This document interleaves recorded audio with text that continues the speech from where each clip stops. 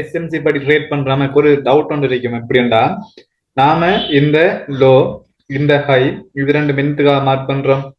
இது நாம மார்க் பண்றது இந்த லோவுக்கும் இந்த ஹைக்கும் ஏதாவது ஒரு இடத்துல இருந்து மார்க்கெட் மறுபடியும் பை ஆகும் என்றதுக்காகத்தான் இந்த ஹையும் இந்த லோவும் மார்க் பண்ணுவோம்.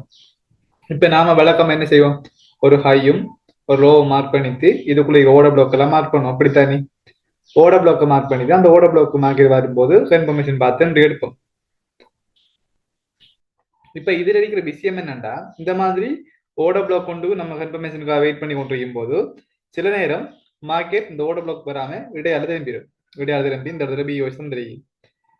மறுபடியும் நமக்கு ஒரு புதிய ஹை ஒன்று கிடைக்குது, பிறகு லோ ஒன்று இருக்கு. இந்த ஹைக்கும் இந்த லோவுக்கும் இடையில இருக்கிற இந்த ஓட பிளாக் வந்து மறுபடியும் மார்க்கெட் பை ஆகி இருக்கு. இப்படி இருக்கும்போது நாம ஆல்ரெடி மார்க் பண்ணி வச்ச இந்த ஒரு ஓட பிளாக் கொண்டு இருக்கேனே, ரைட். இந்த ஓட பிளாக் மார்க்கெட் வராமத்தான் இடையில இருந்து போயிருக்கு.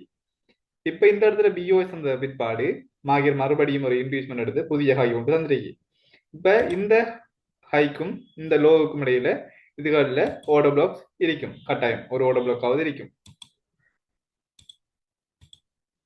இப்ப நமக்கு இருக்கிற டவுட் என்ன அப்படின்னு சொல்லி சொன்னால், ஆல்ரெடி நாம என்ட்ரிக்காக வெயிட் பண்ணி கொண்டு இருந்தானே ஒரு ஓட பிளாக் கொண்டு, அந்த ஓட பிளாக்கு மறுபடியும் மார்க்கெட் வரும்போது இந்த ஓட பிளாக் ஒர்க் ஆகுமா இல்லையா என்றது நமக்கு டவுட்.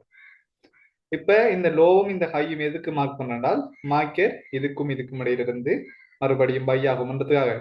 அப்போ ஆல்ரெடி எக்ஸ்பயர் ஆன இந்த ஒரு இடத்துல இருக்கிற இந்த ஓட பிளாக் வேலை செய்யுமா? இதுதான் நம்மளோட டவுட், ரைட். இது வேலை செய்யுமா, அதுக்கான காரணம் என்ன அப்படின்னு சொல்லி இப்ப பார்ப்போம். நீங்க இந்த மாதிரி ஒரு பழைய ஓட பிளாக் இருந்தால் அதுலயும் நீங்க கன்ஃபர்மேஷன் பார்த்து என்ட்ரி எடுக்கலாம். அதுக்கான காரணம் என்னன்னு சொல்லி சொன்னால், மார்க்கெட் இந்த மாதிரி பிஓஎஸ் கொடுத்து மேல மேல போற மார்க்கெட் ஒரு டைம் என்ன செய்யும் சொல்லி சொன்னால், கீழுக்கு இறங்கி கீழுக்கு இருக்கிற ஃபேவலி கேப் எல்லா ஓட பிளாக் அதெல்லாமே ஃபில் பண்ணி கொண்டு கீழுக்கு இருக்கிற லிக்விடிட்டி எல்லாம் கலெக்ட் பண்ணி கொண்டு மறுபடியும் பை ஆகும். அப்ப அப்படியே நேரத்தில் மார்க்கெட் என்ன செய்யும் என்றால் இந்த லோவை ஸ்வீப் பண்ணும்.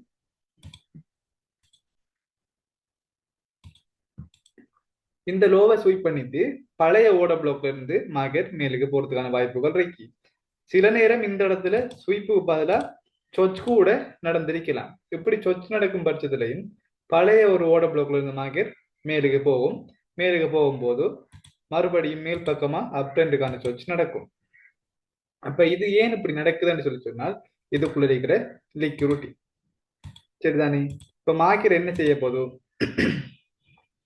இந்த மாதிரி தன் லோவையும் பிரேக் பண்ணி கொண்டு வந்து கீழே இருக்கிற லிக்விடிட்டி எல்லாம் கரெக்ட் பண்ணிட்டு இந்த ஓட பிளாக்ல இருந்து மறுபடியும் போய் பை ஆகுது. இந்த சொச் நடந்திருந்தாலும் சரி, ஸ்வீப் நடந்திருந்தாலும் சரி, இந்த பழைய ஓட பிளாக்ல இருந்து மார்க்கெட் மீண்டும் பை ஆகிறதான வாய்ப்புகள் இருக்கு. அப்ப நீங்க இதுலயும் கன்ஃபர்மேஷன் பார்த்து என்ட்ரி கொண்டு எடுக்கலாம்.